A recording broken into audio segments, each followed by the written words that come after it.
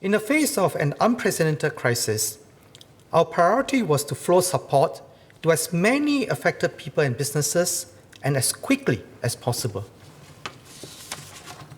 The Jobs Support Scheme, or JSS, is one example of this support. Let me assure Mr. Louis Chua that the current design of the JSS already tilts this support towards SMEs, as wage costs form a greater share of their business costs. SMEs, on average, receive more than 5 times as much JSS support per dollar of revenue compared to the average JSS recipient. Together with other schemes, we have committed almost $100 billion, or 20% of our GDP, over 5 support packages. Our schemes and programs have dampened the adverse economic impact of COVID-19.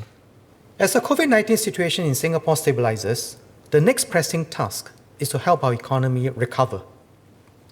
Our support must therefore evolve from resuscitate to rejuvenate. To do so, we must shift from a focus on job retention to a greater emphasis on creating jobs.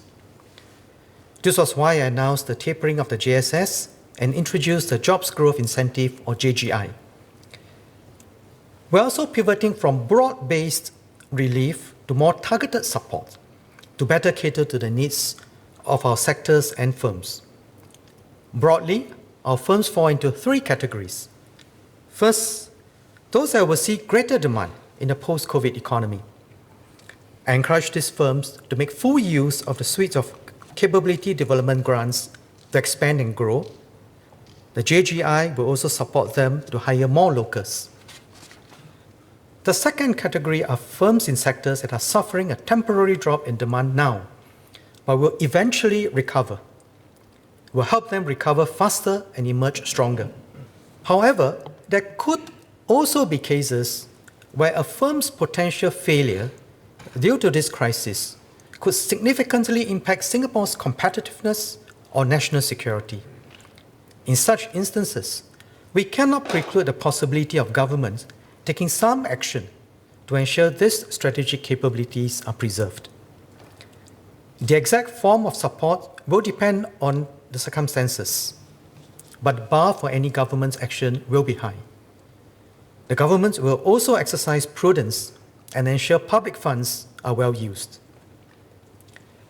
The third category are firms where the outlook remains bleak as there are fundamental changes in their operating environments. They will need to reinvent themselves and pivot into new products and sectors. As Minister of State Alvin Tan mentioned yesterday, the government is finalizing a set of measures to support nightlife businesses. These measures will be announced next week. Taken together, these measures will help our firms recover in a more targeted and efficient manner.